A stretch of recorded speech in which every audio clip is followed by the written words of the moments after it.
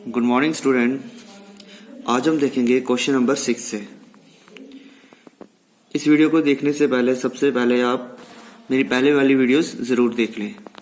Guys, video शुरू करने से पहले मैं बता दूं, अगर आप मेरे चैनल पर पहली बार आए हैं तो चैनल को सब्सक्राइब करना ना भूलें, बेल आइकन को प्रेस कर लें ताकि फ्यूचर में कोई भी नोटिफिकेशन आपसे ना छूटे।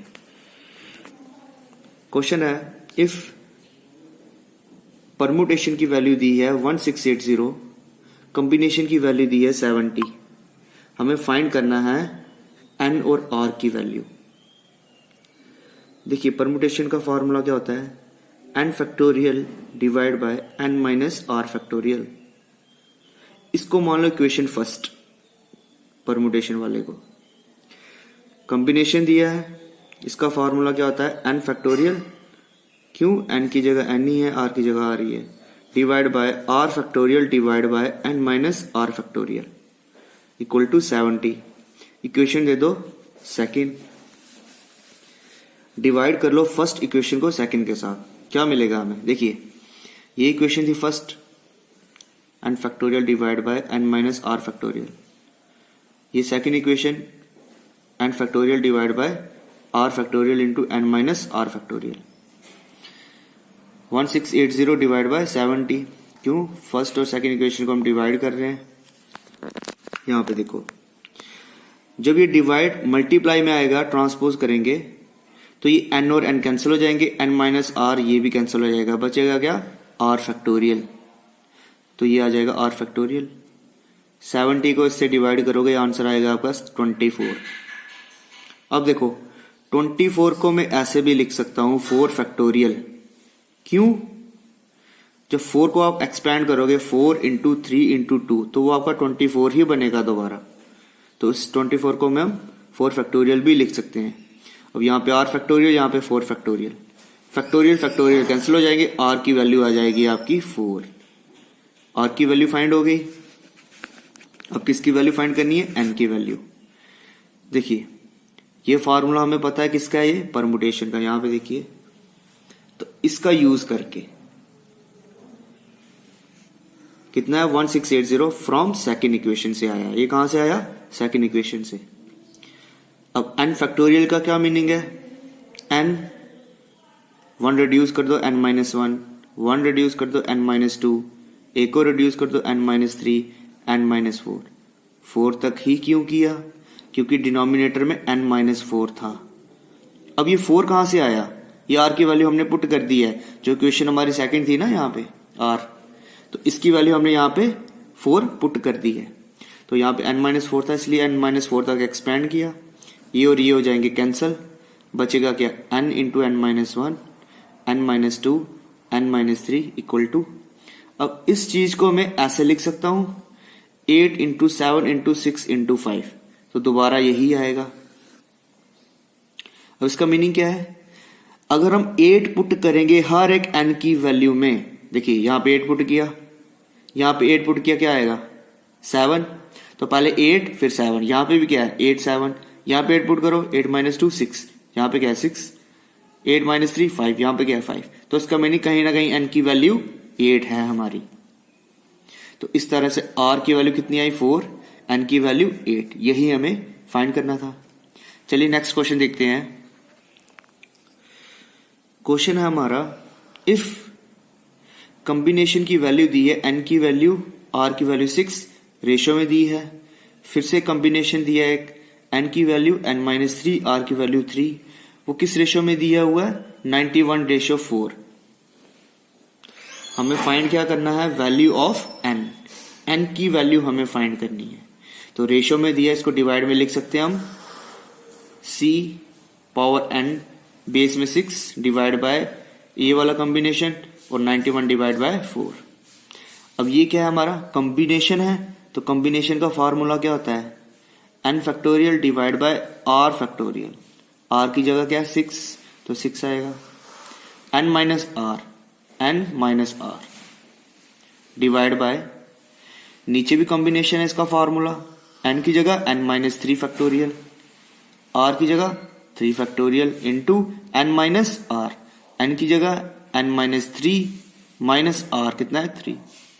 91 डिवाइड बाय 4, वही इसको ऊपर ले जाएंगे, ये वाला ऊपर चले जाएगा, ये नीचे। देखिए अब इस n फैक्टोरियल को एक्सपैंड कैसे किया है, 1 रिड्यूस करते गए हैं, n into n minus 1, n minus 2, n minus 3, n minus 4, n minus 5, n minus 6 factorial. यहां पे देखिए n माइनस 6 तक ही क्यों किया। अब देखिए ये n माइनस 3 है, ये अगर ये ऊपर चला जाएगा तो ये नीचे आएगा, ठीक है ना। अब यहां पे देखो ये 6 फैक्टोरियल था, इसको मैंने एक्सपैंड कर दिया 6, 5, 4, 3, 2, 1। ये n माइनस 6 था इसलिए इसको n माइनस 6 तक ही एक्सपैंड किया। अब ये वाला ऊपर था, ये वाला नीचे, 3 फैक्टोरियल। देखना आप इसको पहले एक्सपैंड करते हैं, n minus 3, n minus 4, n minus 5, n minus 6। क्यों, जब हम इसको ऐड करेंगे n माइनस 6, ये n माइनस 6 तक ही था इसलिए यहां पे भी क्या है n माइनस 6। और 3 फैक्टोरियल को ऐसे लिख सकते हैं 3 इंटू 2, ठीक है। इसको जो ऊपर ले जाएंगे ये कैंसिल हो जाएगा, 6 और 6 कैंसिल हो जाएगा, ये कुछ टर्म भी कैंसिल हो जाएंगी, तो आपका बचेगा n into n minus 1, n minus 2 divide by 1 by 20 equal to 91 divide by 4। इसको कर दो क्रॉस मल्टीप्लाई। देखिए क्रॉस मल्टीप्लाई नहीं करना है तो 120 को इससे मल्टीप्लाई करो, फिर 4 से डिवाइड करो, ये आपका आ जाएगा 2730। अब देखो इसको मैं ऐसे एक्सपैंड कर सकता हूं 15 इंटू 14 इंटू 13। जब आप मल्टीप्लाई करोगे दोबारा यही टर्म आएगी। अब 15 पुट करो n की जगह, यहां पे पहला 15, यहां पे भी अगर 15 पुट करते तो क्या आता 4, 14, तो यहां पे क्या है 14। इसका मीनिंग क्या है, यहां पे देखो 15 पुट करो, 15 माइनस 2 30, तो इसका मीनिंग ये है कि n की वैल्यू कहीं ना कहीं 15 है, तो यही हमें फाइंड करना था। चलिए फ्रेंड्स नेक्स्ट क्वेश्चन देखते हैं। क्वेश्चन है परमुटेशन की वैल्यू दी है 2520, कॉम्बिनेशन की भी दी है 21। इस तरह के अभी हमने क्वेश्चन नहीं किए जब दोनों की वैल्यू दी हो, कॉम्बिनेशन की भी और परमुटेशन की भी। तो पूछ रहा क्या है, इस कॉम्बिनेशन की वैल्यू फाइंड करनी है। अब इसकी वैल्यू तभी फाइंड होगी जब n की वैल्यू हमें पता होगी और r की वैल्यू पता होगी। तो इन दोनों में से n और r की वैल्यू निकालनी है। सबसे पहले परमुटेशन, इसका फॉर्मूला क्या होता है, n factorial divide by n minus r factorial. इसकी वैल्यू दी है, इक्वेशन मान लो उसको फर्स्ट। दूसरा कॉम्बिनेशन, फॉर्मूला क्या होता है, n factorial divide by r factorial into n minus r factorial. ये कितना है 21। इक्वेशन दे दो सेकंड। फर्स्ट और सेकंड इक्वेशन को क्या कर दो डिवाइड। ये फर्स्ट इक्वेशन थी लिख दी, सेकंड इक्वेशन यहां पे लिख दी और इस फर्स्ट इक्वेशन को इसके साथ डिवाइड कर दिया, ठीक है। अब जब इसको आप ट्रांसपोज करोगे n minus r cancel, n factorial cancel, बचेगा आपका r फैक्टोरियल। जब इसको डिवाइड करोगे आएगा 120।